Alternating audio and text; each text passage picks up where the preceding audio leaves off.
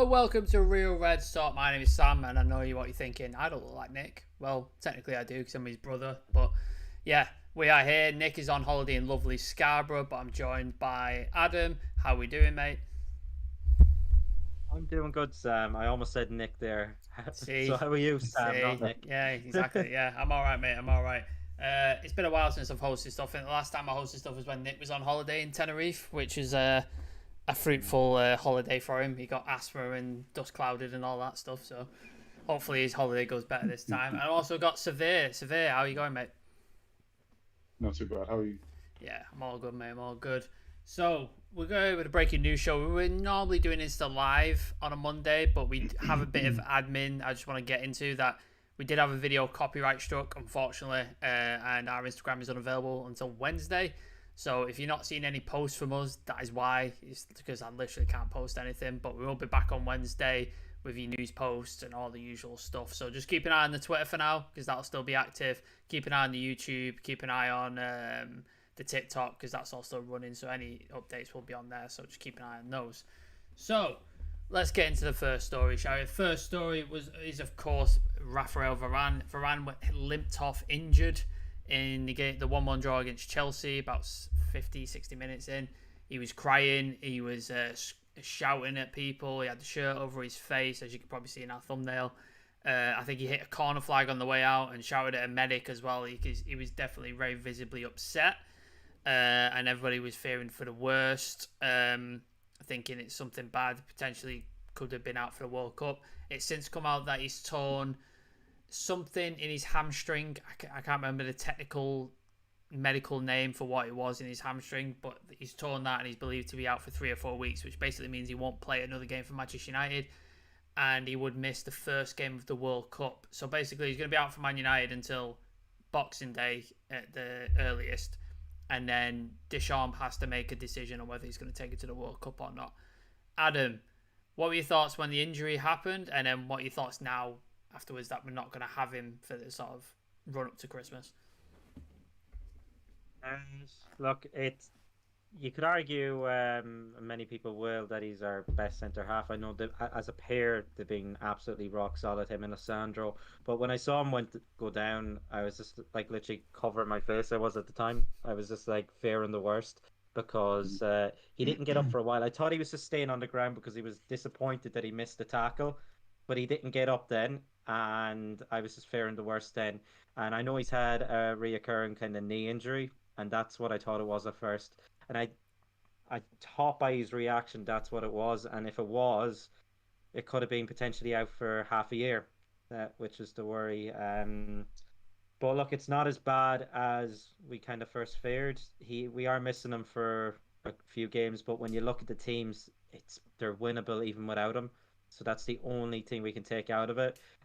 If there was to be a Varane injury this season, it's better now than say when we're in the thick of it again. So we have, I think, 2 Europa League games left, Yep. and then there's games against the likes of West Ham, Fulham, Villa in the cup, Villa Yep. again in the league. So Yep. they're all winnable games even without him. And I think I don't mind it in a sense as much because Lindelof, I thought when he stepped in for him, he's played quite well. So you gotta wait and see now. It is obviously disappointing to be kind of playing without him, but we'll see now. I know he's worries the World Cup and whether the champs will actually make that decision because there's a lot of competition for centre back in the French World Cup squad. There's a lot of competition for every position in the French World Cup squad. They've That's got true. just endless talent apparently. So Man, they've got bare centre backs. yeah. But yeah, Konate, yeah, yeah, they've it's got loads like of them. it's ridiculous talent in the French. I know we said in the chats of it we were like quite with our United selfish hat on that this could be the best thing ever for us. The fact that he could go out injured, miss the World Cup, and then be working at Carrington with Ten Hag, training, getting fit, getting ready for when the season starts again in on Boxing Day, and he's ready and raring to go. Much like Haaland probably will be for City. Like he's obviously not going to the World Cup. It could be the best thing for United, selfishly as a United fan. Yeah, what were your thoughts on the injury and just like touch on that as well? Obviously, I was a bit gutted like when when we found, when he had the injury, and I was scared because I thought it was the one that, the recurring one. And hearing that he wouldn't be out for too long, and taking Adam's point as well, like it's selfish, but it's the perfect thing for us because then he can relax, he can get rehabilitated. He's won the World Cup already. Like, what does he want? Like, He wants to win it again. Yeah, exactly. Yeah, he's. It's not like he hasn't won it before. Yeah. He's won it already. He knows what it feels like. It won't be that bad, So yeah, he can get, he can relax, get a bit of rehabilitation on the knee, and come back. And yeah, and I didn't realize Adam also made a really good point about us already playing the tough teams, and now we have like winnable games. So yes, he will be a miss, but now we don't face, because we faced everyone who's going to be anything this season. We faced the top six, including Newcastle, who's coming into the mix as well. Who are top four currently? Exactly, who are currently top four. So we faced the traditional top six and the new entrants into the top four, and we've actually faced 9 out of the top 10. That's just like minus us. Literally, yeah. And we've lost Fulham. I think we've lost one game as well out of those top teams.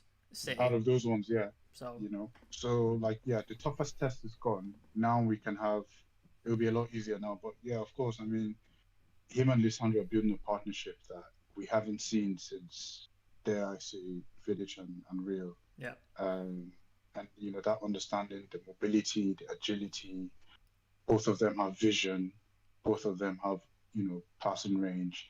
They give a lot of confidence to our midfielders and our wing backs as well. So it's a big loss, but yeah, I think we'll be all right for now. Yeah, we're going to touch on Lisandro shortly, just like how good he's been and stuff like that. But obviously, you guys, you watched the game on Saturday, but you guys weren't on the review like me and Nick did the review. So obviously, I've said my piece and my thoughts on that. But Adam, what were your thoughts on the game? Obviously, these sort of opening 30 minutes, we dominated that game and we seemed to have the best of Chelsea, and we probably should have scored maybe 1 or 2 goals. And then Graham Potter clearly spotted, right, this is going disastrously wrong in here. I need to sort something out. Made a substitution.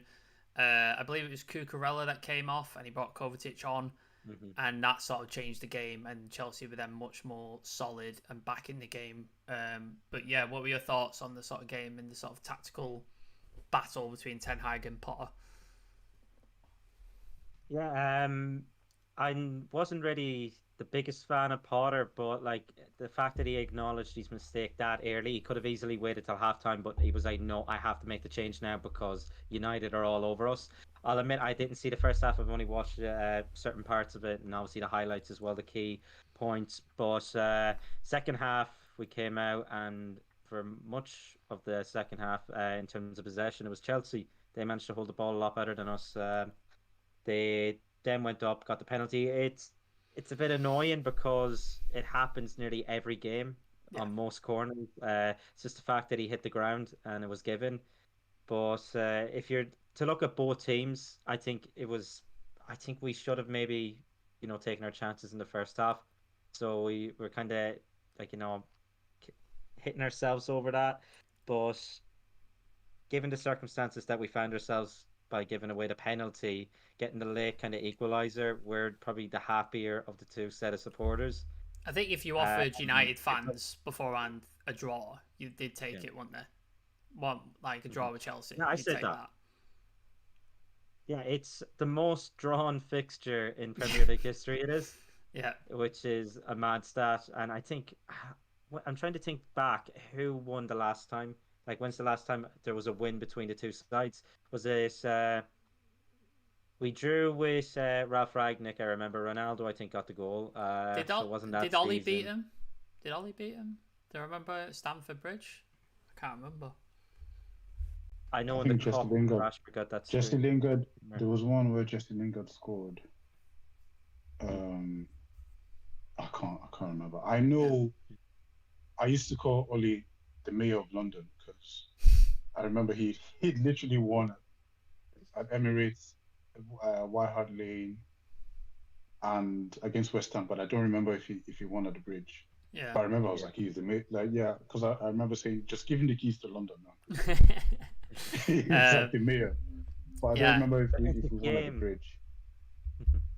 Yeah, I genuinely can't remember the last time we've won at the bridge. I'm trying to think, was it like Chicharito Champions League around then, or It's very possible. back No. then, or Oh, it's a tough spot. There in Anfield, yeah. I always find are the worst two fixtures in probably the season for us. Like I don't really feel a frig. I know it's a bit weird saying it going to the Etihad because I think we have an all right record at the Etihad as well. I know we got Yeah. spanked there earlier, but we have an all right record there in recent seasons. But the Bridge and Anfield are the two hardest fixtures I think for us in the calendar year. So if you told me before kickoff, would you take a draw?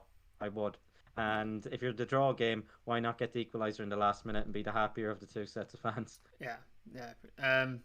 I thought it was quite interesting as the game on. The managers both seemed to sort of almost neuter the game. Like they took off all their attacking players off. Sterling came off, Sancho came off, Fred came on, obviously, McTominay came on. So they took all this thing and it just became a really sort of know-nothing game towards the end because all this attacking talent was obviously Sancho wasn't in the best form either. But yeah, what were your thoughts on the game, Severe?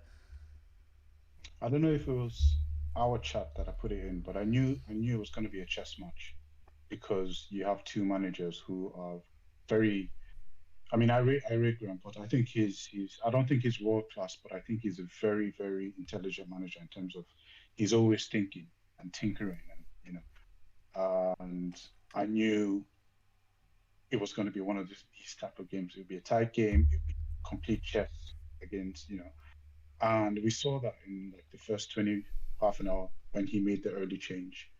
Even when he did, I still think we played really well and we dominated. The only difference between us and them was like just the ruthlessness because they didn't really have that many chances, No, I think they only had like 3 shots. Like Yeah. De Gea made what, like 2 saves? I remember. Yeah, 2 saves. But yeah, I'm trying to look. I'm trying to find the stats, but I couldn't. Yeah, but I think they only had like 2 or 3 shots on target. Aubameyang was a ghost, wasn't he? He didn't have didn't have a sniff. Didn't do anything. Yeah, nothing. I mean, the only significant thing that I remember him doing was when Varane stretched for the ball and then got injured because that's the only thing. But back to the game, I think we played really well. We could have just been a bit more ruthless because we had clear chances. They never had any clear-cut chances. Like we had, Rashford had 2, and Anthony had that one where he came to his right foot. Yeah. And if we were just a little bit more ruthless or just had some players, maybe if it was Martial, who knows, or if it was Ronaldo, I don't know. Obviously Ronaldo wasn't going to play, but then I'm just saying that we created chances. I'm not under any illusions, and I'm not in a hurry for Ten Hag to start, spanking everyone. I know it's a slow process. I was very happy with the result, and I was happy with the performance. Yeah, it's like I said to Nick on the review, it's gonna be a season of this. There's gonna be dips. There's gonna be games where it's frustrating, like this one. There's gonna be games where we absolutely smash out of the park, like the Spurs game, and there's gonna be games where you think we should do a lot better, like the Newcastle one. It's gonna be that sort of season, unfortunately, and it just sort of highlights our lack of striking options at the minute. Like if you've got a ruthless, like not even Haaland level, but let's say I'm trying to pick like a sort of lower level striker, like a Skamaka, like a Skamaka. Like if you put Skamaka in front of those chances, he's putting them away, and that's just sort of highlights that sort of because we're creating the opportunities, we're just not finishing them, and that was the problem against Newcastle, and that's the problem here. So it's the same old story. I just wanted to touch on the youth because I had a really interesting discussion with Nick on the review. We had Garnacho on the bench. We're going to touch on Kobbie Mainoo later in the show, hopefully. Garnacho, Zidane Iqbal was on the bench, Kobbie Mainoo was on the bench, and then Palestri was on the bench. Obviously, because our squad depth's a little thin at the moment. Mm-hmm. Do you find it weird, Adam, that not one of them got an opportunity yesterday? Like, it was a nothing game, and you think a spark, like 10, 15 minutes from a Garnacho or something might create something. Because this is what youth players do. They have no fear. They come on and they spark something. They create an opportunity or they score a goal. Like, I've seen it happen time and time again for Manchester United. Do you think it's a bit weird that Ten Hag's not put a youth player in yet, especially in this sort of situation? How I say it, I think if he's going to give one of them, a go, it's probably going to be at Old Trafford. And we haven't really played at Old Trafford that much in the last probably month and a half. Yeah. I think 2-3 times, but I think Stamford Bridge is quite a hostile environment as well. It can eat up a young player. And we've seen what they're like, especially with Varane when he came off injured. They were screaming abuse at the guy. Guy visibly upset, and they're there knowing he's injured, and they're screaming abuse. Chelsea so fans are it could scumbags, be a though, bit of a aren't hot. they? They're just fucking scumbags. Yeah, so. well, that's a given, isn't it? Yeah. So that's a given. But maybe it was a bit of a hostile environment to bring them on. But how I seen it, he wanted to kind of close off the game. I think both managers got to a point where they were like, okay, we'll take the draw. And that's why he brought on Fred. I think I missed Fred coming on initially, and I ended up putting in the group chat, take Fred off. Oh yeah, he's just come on as a sub. Yeah, that would be a damning on his. Anyone ahead of him. That'd be a damning thing on his performance, wouldn't it? Like he bring him on, and 10 minutes later, it's like, no, come off, you've had enough. Jesus Christ. Well, in that case, I probably would have brought on a youngster for him, the likes of him, instead of him. So I think we might see it now. I know our squad is a bit thin. We saw Elanga kind of coming back on. I'd like to see Garnacho get, some minutes. I thought Elanga played well though when he came on. He actually ran at the Chelsea defense really well. So I'm hoping to see it now a bit more with if we can get the job done. I know our next game in the Europa League, you're going to it, aren't you? Yeah, Sheriff on Thursday. Yeah. Yeah, we should be able to beat them, and I think you can give one or two a start. I'm not too sure if we'll see Ronaldo, so you might see one of the youngsters actually brought in instead. Yeah. So that's what I'm hoping to see. You know what? I'll touch on. I think that's when you give them a go. Yeah, I'll touch on Kobbie Mainoo now, actually, because we're talking about youth players anyway, because it just popped into my head. Yeah, was it Yusuf who brought him up when we were talking about sort of talent and stuff like that, or was it Nick when we did the show? I've mentioned him before, and I remember when I mentioned him was when I saw him training with the first team. I think it was last month or 2 months ago, and I saw him in the videos like training. I was like, this is fantastic, like. Because if we get a talent like that already blending in with the team and getting used to our system, because this is the first time we have a manager that we have a well-defined playing style, and it's the best time to get someone like this, a manager who's worked with youth as well. So, yeah, it's interesting to see him on the bench. Like I think our talent in youth system in midfield seems to be quite a few players that we're developing. So obviously James Garner, who went to Everton. Still not over that. So annoyed by that. You got Charlie Savage, Danik Bal, got Kobbie Mainoo now. You've got these players who are developing. Do you think Isaac Bowen? Yeah, him as well. Thompson. I forgot about him. You've got these players coming through. Do you think it's a good sign that he's on the bench? Do you expect him to make an appearance this season, Sevilla, or do you think they're just putting in around the squad just to sort of get the experience? It's hard to tell. But Ten Hag is different, I think, and I think he has the history of working with youth. One thing I know about Ten Hag so far that he's shown us is that he doesn't reward bad performances. Nope. And with the squad getting thin, with everything that's happening with Ronaldo, Martial's injured, Jadon Sancho not playing well, I wouldn't be surprised if one of the younger lads gets a call up. Now, we saw Elanga come in and run at the defense, get the foul, and that's where we got the goal from at the end. We don't know what happens in training. We don't see these guys in training, so I'm not sure. I understand if I don't know if he doesn't bring them on because he doesn't think they're up to it yet. Because obviously he's the one in training. He sees them. We just hear the hype and we don't really know what goes on. But I think Sancho has put in a few under par performances, and I think his time is ticking. If he doesn't wake up, I think we might see one of the young lads in, definitely, because that's what we've seen from Ten Hag this season. Like, there's no favoritism. If you're not playing well, he probably won't even wait to the end of the match. Like, he took Malacia off. He took Sancho off early as well. He took Sancho, was it 55 minutes? He doesn't, exactly. So he's not hanging around. Like, if you're not playing well, you're off. And then if we have, players on the bench, we don't have a full squad, I won't be surprised to see one of these guys in anytime soon. Yeah, it's exciting times ahead, especially for sort of youth system. I hope people. I know we've all got like our own sort of youth prospects that we're fans of. Like I'm a fan of Garnacho, Nick's a fan of Ahmad, Sherez is a fan of Palestri, Adam's a fan of Luke Shaw, not a youth player, but he's still a fan. I had to find a way to get it in. Find a way to get it. He got the assist. Yeah. He got the assist the last night. There you go. Yeah, he But did. He did. But to touch on Sevilla, yeah, he's right. People are getting drops. Like obviously, Luke Shaw played terrible in the first 2 games, was dropped. Malacia came in, played really well, started dropping off in performance. Luke Shaw comes back in, and he's played decently well for the last thing, so he's kept his place. And yeah, I think you're right. I think Sancho for me, he's got that this season to prove himself because he needs to do something this season.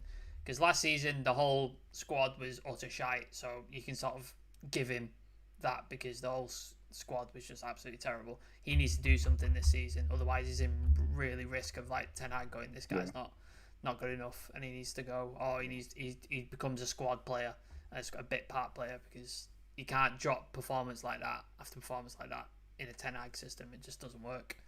Especially when Langer runs past 2 Chelsea defenders the way he did. Yeah. You know, if he's showing that kind of glimpse, and I'm not one of Langer's biggest fans, but I'm with the manager, whatever his decision is. You know, Yep. so. Back the manager, 100%. One of the sort of players that he got my man of the match. I know a lot of people picked Casemiro, which I won't argue with either. But my man of the match was Lisandro Martinez. I thought he was absolutely phenomenal against Chelsea. Sniffed out every hint of danger. Was aggressive. Was tackling. Was intercepting balls. He pushed Mason Mount over, which I fucking loved. That was one of my favorite things that actually happened. Just got in his face.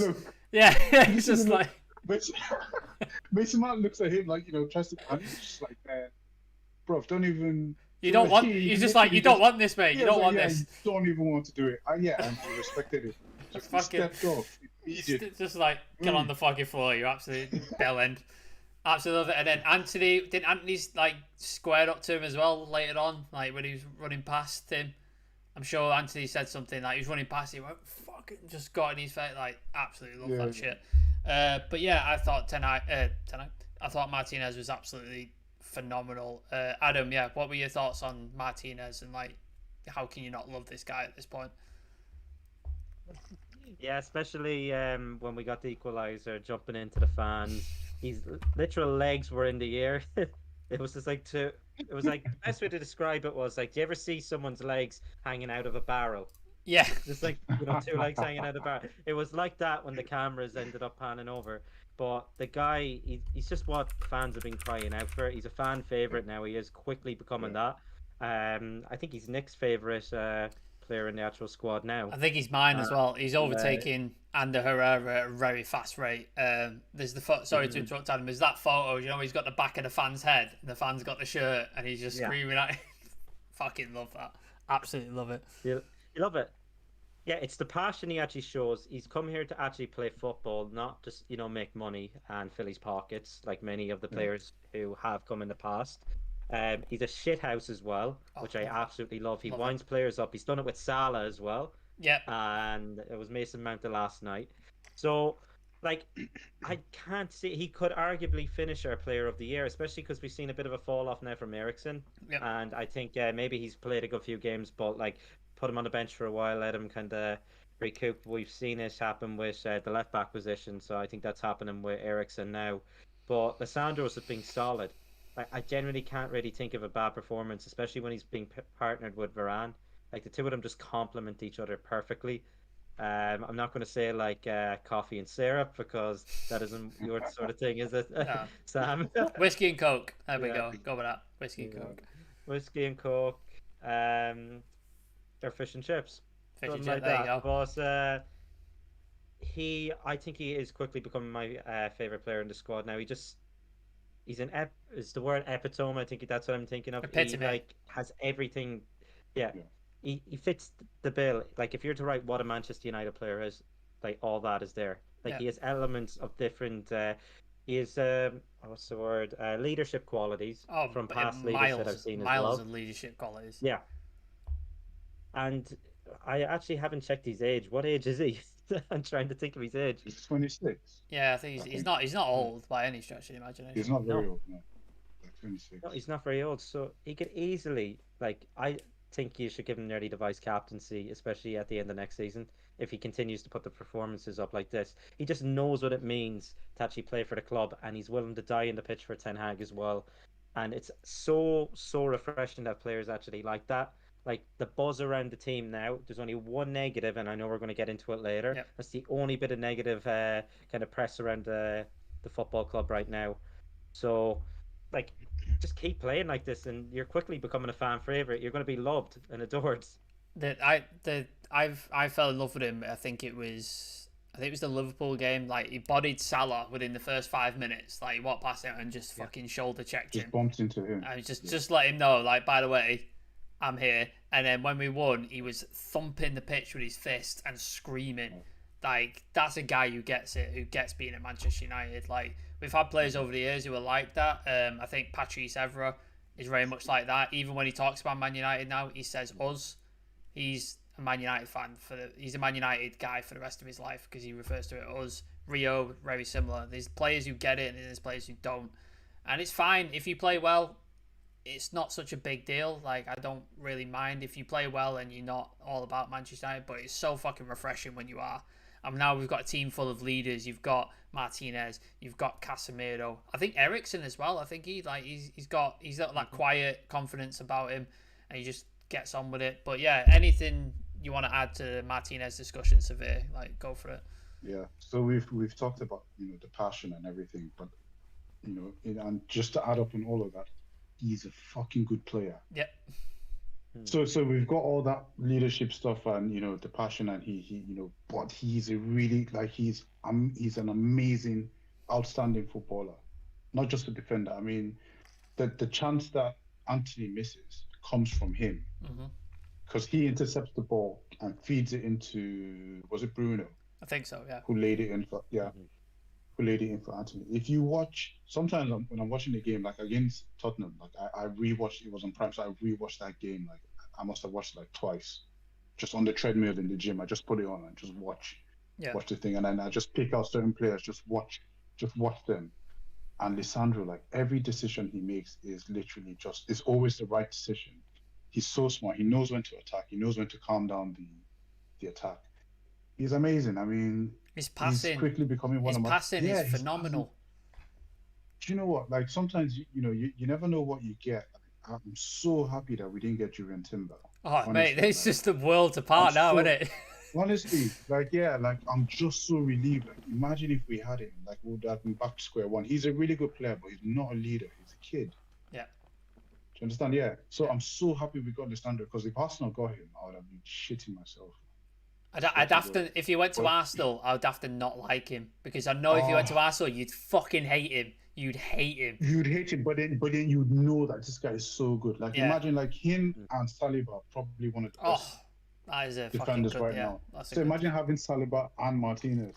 Like, that would have just, I wouldn't be able to deal with that. So yeah, just to add on what you guys were saying, he's just an amazing player. And just to add on the goal celebrations, Casemiro, all of them stopped at the thing, at the barrier. Just jumped in, didn't he? He literally, he flies over, and so it was one of the big guys who had to pull him off, and you could just see he was like grabbing onto McTominay for balance. When like he's coming off, it was still what a guy. I love it. I love that fan's got a memory for the rest of his life, hasn't he? Just Lisandro Martinez landing on him and just grabbing over and screaming in his face, like, absolutely love it.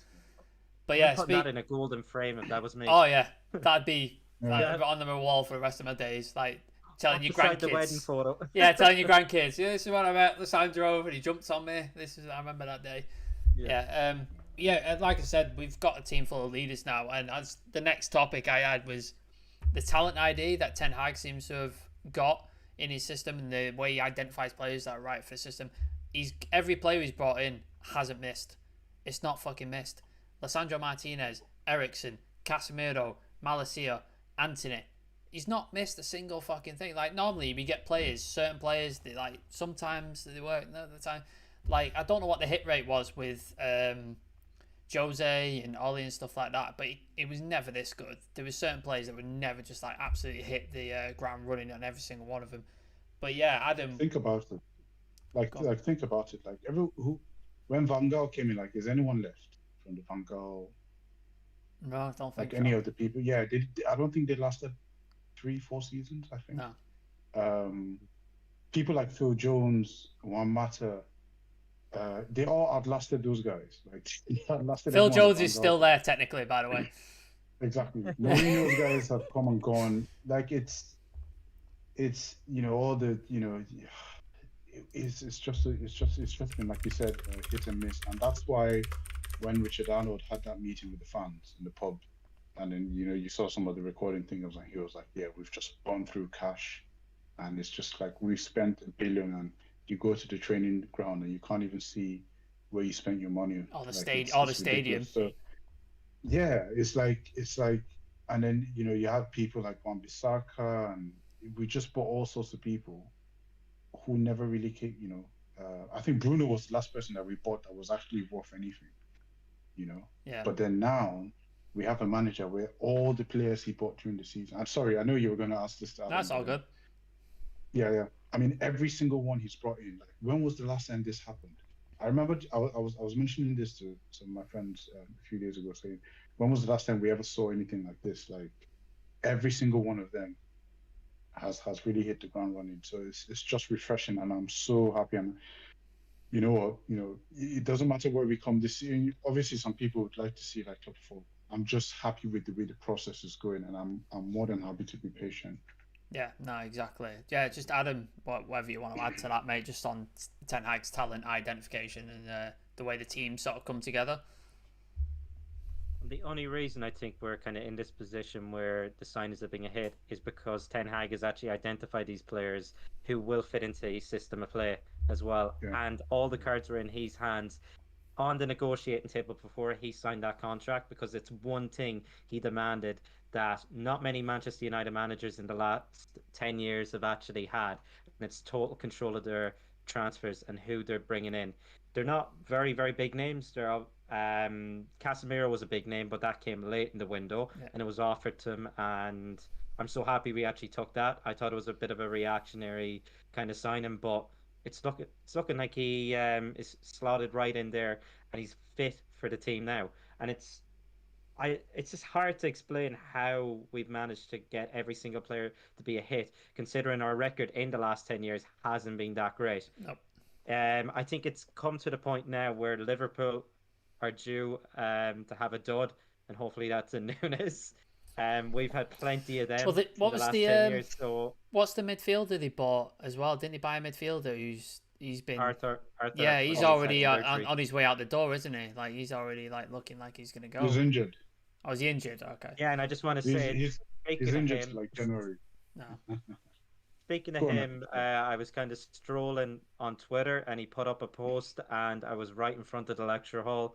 And of course, it's a big topless photo, and I have so many women behind me. You just look at it. I've never scrolled down faster in my life, and I don't know why there's a Scouser on my bloody timeline as well. Somebody has retweeted or liked that photo. Something's gone on there. Yeah. That's yeah, Dan's very aware of all that sort of stuff on Twitter. He's very aware of it. But going back to I suppose it's a hit list, you can call it, nearly, because they're absolutely killing it. See what I've done there? I like that one, boss. We'll clip that one up. There we go, and there's my card. There you go. Take that off. Take that one off. Yeah. I know. I'm just happy that the manager's having the full say in who he's bringing into the team, and we've seen that he's not afraid, as we touched on earlier, to drop many favourites, fan favourites, and obviously there's a lot of media backlash to that, but he's the man in charge. He's the one in the driving seat, and you listen to him, and I do believe that it's going to be a success under him. Like, I've never been more confident in a manager in the last 10 years. I don't think. Obviously, Mourinho, you're thinking, he guarantees a title every at least 2 years. But it didn't back him before that. That's the problem, no. Mourinho. Like, he got second, and I think if you would have backed him, we probably would have won a title. if they would have backed him, but they didn't back him. And it just shows you with Ten Hag, like, if you back him and you give him the money and you get him the players he wants, this is what he produces. So if that's not evidence to further back him, like, we're probably not going to get anybody in January. But if you backed him in January and then in the next summer, you're going to develop a team. You're going to develop a squad that's going to be able to win stuff. So it's so crazy that we've never backed a manager fully. Like, obviously some managers shouldn't have been backed fully. Like, obviously some managers got too much money and spent it wrongly, but then obviously there's Woodward and recruitment involved in all that shite. Like we touched on Wan-Bissaka, we had a list of 500 right backs, and then we signed Wan-Bissaka for 50 million. Like, not the greatest recruitment strategy. Yeah, there you go. Yeah, after one good season at Palace. Yeah, so that obviously wasn't the greatest recruitment strategy, and I think obviously Ten Hag didn't have any faith in our recruitment strategy because he's gone out and got players he knows and he wants and he's scouted. And they're the players that have made it into the team, because I'm sure, like, look what happened when Richard Arnold and John Murtaugh started looking in with Rabiot and fucking, what was the other guy that we were... Yeah, that's what they were going for. So you can see what we're working with when we have to leave it to those dickheads. So when Ten Hag is backed and gets the players he's asked for, he produces these results, and that's all you can ask for. If you back the manager 100%, you're going to get results, and that's what they did for Alex Ferguson. They backed him, and he became the greatest manager of all time. So this is what you do going forward. But I don't know if you guys have anything else to say, or we can move on to the sort of the big topic that's in the thumbnail. Yeah? Cool. Let's do it. Let's get started. So Laurie Ripwell put an article on The Athletic. I believe it was this morning, or it might have been last night. Anyways, he was speaking about the Cristiano Ronaldo situation and how he may or may not be reintegrated into the squad. He's had talks with Erik Ten Hag, and Ten Hag has basically made it an indicator that he has to accept a team role. He's not going to be a start player under Ten Hag. United will not pay up Ronaldo to leave, so there's no option on the table of him like getting his contract paid out by mutual consent. That's not happening. But free transfer at zero cost to the club is plausible. And there's a couple of quotes from within the article. I'm just going to read these out and then I'll get your thoughts. Erik Ten Hag wants to hear whether Ronaldo can countenance not being a starter. Should he accept flexibility, he's expected to rejoin first team training. If he rejects it and presses to leave again, Ten Hag would allow him to explore finding a new club. First quote, Adam, what are your thoughts on that? Look, how you see is the manager can't come out and publicly say, like, I don't want to play him, I want to get rid of him. He can't come out and say that. So he has to kind of keep backing him and saying, okay, he's in my plans, blah, blah, blah. And genuinely, I do think at the start, before Ronaldo shot himself in the foot, he was in Ten Hag's plans, and I think he could have played that Sebastian Haller role. But Ronaldo just kind of threw his toys out the pram back then, and it's just gone toxic ever since. And I think the best thing to do is just cut ties right now. You can't. It's just going to turn too toxic. And I said it earlier. It's the only bit of toxic. Yeah, I can never say that word. Toxicity around the club. Yeah, it's the only bit of bad press happening around the club right now. Everything else is on the up. This is the one thing that's kind of pulling it down. And like his career right now, and a lot of Ronaldo FC won't be happy with me saying this, on down as well. And the only thing that's going up is his age and not his value as well. So, yeah, I think just get rid of him on the free. But who's going to take him now? He wants to reduce his wages. There was talks United wanted to get a fee in the summer, but I don't think we initially did. I think if someone came calling and agreed to pay the wages, they would have let him go. And then again, as well, it's not a good advertisement on, maybe future employers seeing you walk off, things aren't going in your favor. So he's not advertising himself well either. So the reality may come where if they mutually agree to kind of end the contract, he may not have a club. The thing is, it's his insistence on playing Champions League. That's why he's not gone anywhere. Because no Champions League club is willing to take a chance on him. if he was just like, I want to play first team football, he could go to the MLS, he could go to other clubs. Other clubs would take him if he just wanted to play the first team football. Like, he could go there, but it's his insistence on Champions League, and Champions League is such a high level tournament that clubs are not willing to take the risk on him if it doesn't work, because it's an expensive risk. But yeah, your thoughts on the first quote, Severe? Like, if he is going to rejoin, he'd have to be not a starter and he has to accept it, or Ten Hag is going to allow him to leave to find a new club. What would you do? You see this thing with Ronaldo, is, do you remember when he missed the preseason? And then when we came back from preseason, I think we were supposed to play some team, Rayo Vallecano. Yeah. And then Ronaldo, he tweets, "The king is back on Sunday" or something. Do you remember that tweet? Yeah. Adam watched that. King returns. Adam watched that game, and it was not an exciting game. Oh, wow. Oh, that was one of the hardest watch logs ever.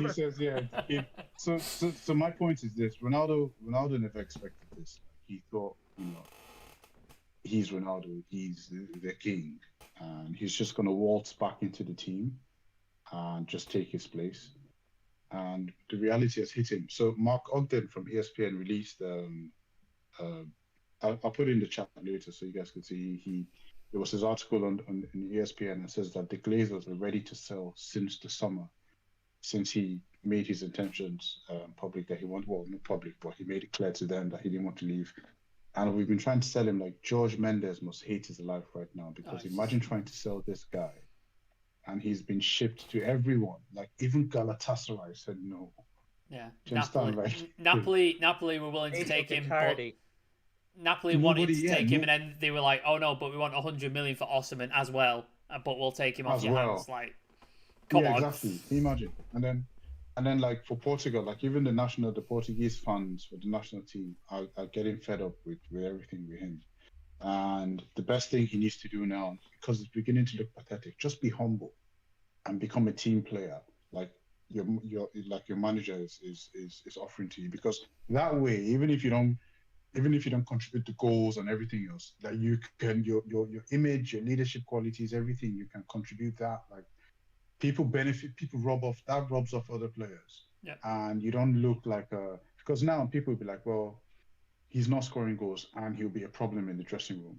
So that's two bad things going against him. So if he can just, maybe he doesn't know what humility is like.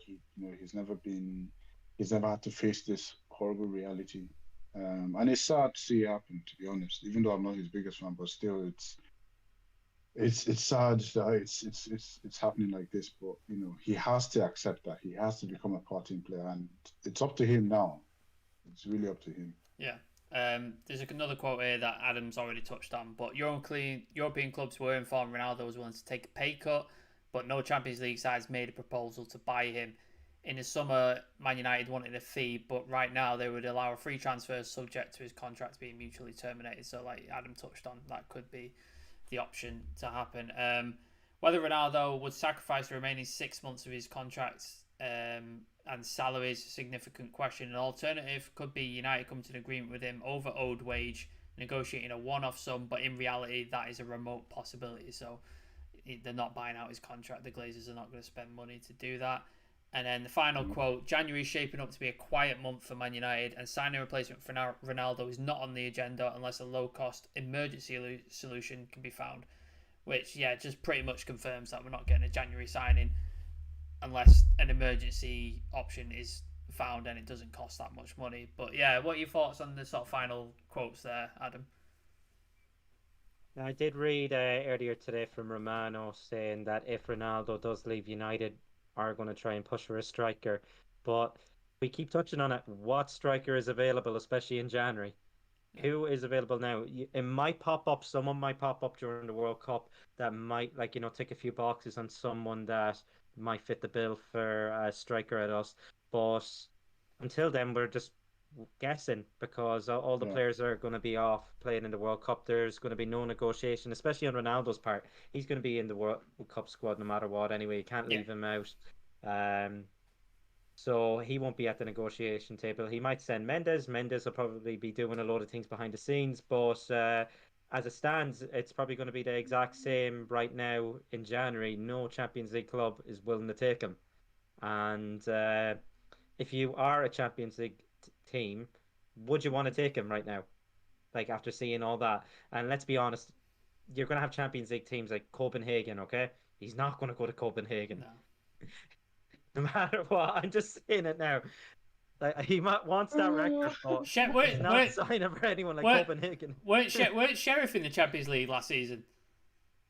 Yeah, there you go. They beat Real Madrid. Exactly. Yeah, exactly. Go Sheriff. Go there.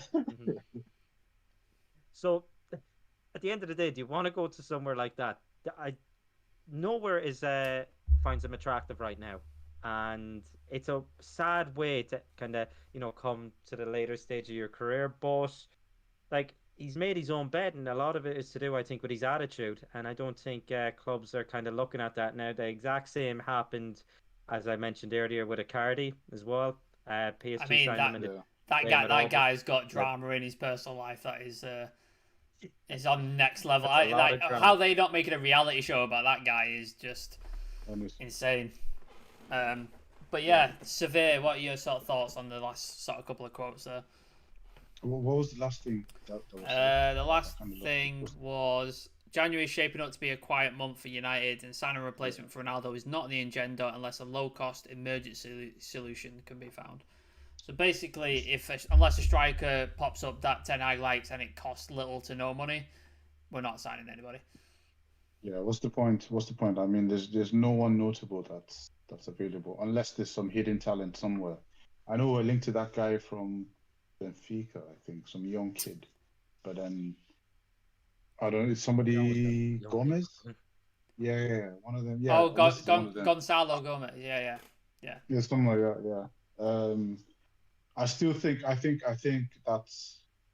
that's probably just bullshit. I think if we need a striker, I think Kobbie is on. I think that.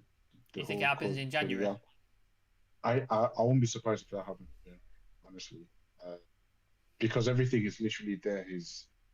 And it would be the right thing to do in January, because if we wait till the summer, God knows how much it costs. Like, look at his stats in Eredivisie is crazy already. Then he's going to the World Cup, and then if he does a mad one at the World Cup, then we're looking at, I don't know, an extra 30, 35 mil on top of what he's already worth now. Yeah. Knowing that we paid. So if we must, I think Ten Hag, I think we might go for him because he has the same agent as Ten Hag. Yep. And it's clear that there was an open line of communication between the clubs. And he's basically said he wants to play in the Premier League, doesn't he? He's said that he wants to go. So he's literally said he wants to play for United without saying. Yeah. So yeah, in terms of January, I think we might go for it for that, but obviously we won't come out and say it. So. No, if United were smart, we would cinch up the deal with Gakpo right now before the World Cup. Right now. Get it signed off and just say, right, January 1st, you join us. That's what we would do if we were smart right now. But obviously, we don't have smart people running the club, so we'll probably make it really, really public and talk about how much we're going for Gakpo and all this sort of stuff, and then it'll come to like January 30th, and we'll put in a last minute of 80 million or something stupid, like just how Man United works. I mean, they done it with Haaland, didn't they? They had it all wrapped up before they even started the window in the summer. It was announced and everything. Why can't we do that? They paid what, 51 million or something? Yeah. For Haaland, easy. Like, well, it's Man United, so we always make it hard. Yeah. It would be United if it wasn't difficult, would it? Last story on the agenda from Fabrizio Romano. There is a lot of clubs interested in Jeremy Frimpong. He has been pre-selected for the Holland national team and scored again at the weekend. Excuse me. Current deal expires in 2025. Manchester United sent their scouts to follow him as per Pletigol, as did many other clubs. So we were speaking about sort of possible January transfers and maybe not happening. I don't know much about this guy. Obviously, he fits the Ten Hag tick box because he's playing for Holland. So that's how Ten Hag signs players. Is he Dutch? Did he play for Ajax at some point? And did he play in the Dutch league? One of those, or all three. Ten Hag's probably interested in him. That's kind of how the media goes. I don't know much about him. I don't know if either of you guys know anything about him. If you do, sound off, because I don't know anything about the lad. So No Yeah. idea. I I just know thought this. it was I heard it's pasty. He just runs. Yeah. Casey. And it's pasty, but Mm. yeah. So that's all I know about him now. When I first saw the name, I thought it was the fellow that used to play for Arsenal. Oh, is it Cinema Frimpong? Was that what his name was, wasn't it? Yeah. No. Yeah, It was oh crap. What's his name? I forgot. But yeah, it's it's the same surname. Frimpong. Yes. And I'm not gonna lie, I thought it was him, and then I said, "Oh wait, it's a younger one. Is it his brother?" Nope, total not related. But the kid it's got a lot of pace. I think they're in the Champions League this season. I think I might have watched some highlights, the odd bit, and I do remember kind of just on the right side them using that, Yeah. especially on the overlap, a good bit. If he can cross a ball, happy days. But you'd be arguing that he could be a starter for the price that we might have to pay for him. And Dallo's also in really, really good form as well. So yeah, we got to see. They're both young anyway, and if we bring him in, it's going to be fresh competition, and hopefully they can be friendly with each other. Well, it's working well Just for so you know. Malacia, isn't it? And Shaw. So Yeah. Just so you know, right? It means fuck all if they say United have scouted a player. Like it doesn't mean oh yeah, I anything. know. Literally, like it just because I don't know if I've said it on this channel before, but like that's my dream job, to be United scouts, because you just get paid for doing absolutely fuck all. You just go Oh watch mate, it's the football perfect across job, the isn't world. it? Just travel to South Yeah, America, travel Just to travel like everywhere. France and stuff. Yeah. It doesn't matter what you bring back because he's not gonna get signed. No. Yeah, it doesn't matter because we'll just go run off and then just like sign like the window that we signed Jadon Sancho, Cristiano Ronaldo, and Raphael Varane. Like, tell me any bit of scouting. Like, No. you don't need a scout No. to sign those kind of people. No. So like, there's probably some scout in Mexico somewhere by the beach. Just Yeah, with a cocktail, just sat there, just typing an email, going, "Yeah, I see a bunch of players." Just fucking. just people here. Yeah, our scouting system's a fucking. It's joke, happened isn't it? before, hasn't it? Back under the Fergie days, they were watching YouTube videos. Wasn't of Jemba, was it? Jemba. Or was it Bebe? No, it was Oh, Bebe. Bebe was a fucking con, wasn't it? Bebe was a fucking con. Bebe was hype, but then no, it was this kid from Portugal. From Mozambique. Shit, I forgot his name. But we signed him very briefly, and he was like the next crazy thing. But then it was literally just like word of mouth, basically. Yeah, and YouTube videos, I think. Can't believe the amount of checks that was. should go on in a multi-million-pound business, and then they're just taking the word of a YouTube video. Like, for fuck's sake, what are we doing? We should do it. We should do a show on like the worst possible signings that we've signed, like Man United have signed. We should definitely do one of that because I've got a list as long as my arm of like shite players that we signed. Like Bebe would be on there. Massimo Taibi. I don't know if you remember the goalkeeper, the Japanese goalkeeper. I think he lasted 3 games, and the ball. I remember him trying to catch a ball. It went through his hands and his legs, and then that was it. He was fucking done. It's done. Just terrible, absolutely terrible. Why don't we make a video making Shreyas look like an absolute world-class youngster coming through the ranks, and maybe Manchester United can sign him? Yeah. No, Put it up on YouTube. That's what our scouts are doing. Well, me and Severe have talked about we're going to make a rumour up and just see how far we can push it. See how far we can circulate this rumour. Because the bullshit transfer rumour thing is like so ridiculous. Like you'll do the trace back of the source and it'll just be to some bullshit tweet from a random dude on Twitter. And it's like, that's your source? That's where you've got this from? Yeah.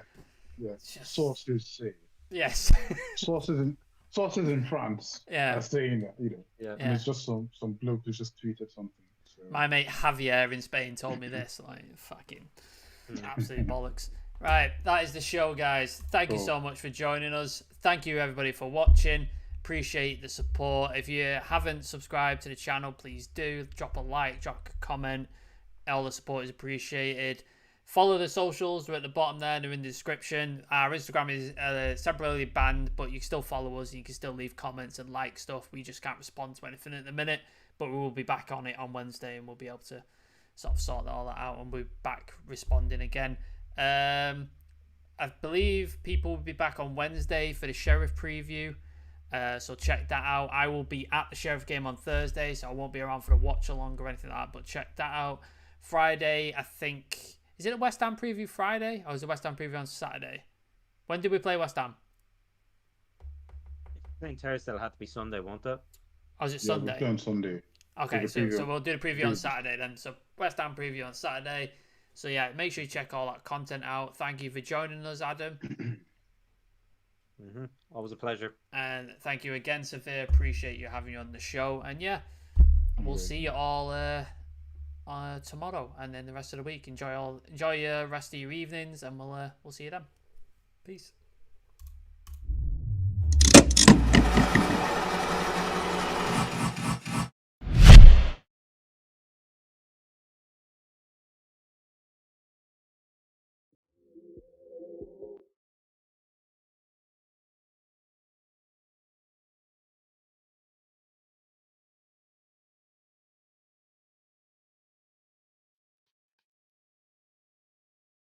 You know who made it.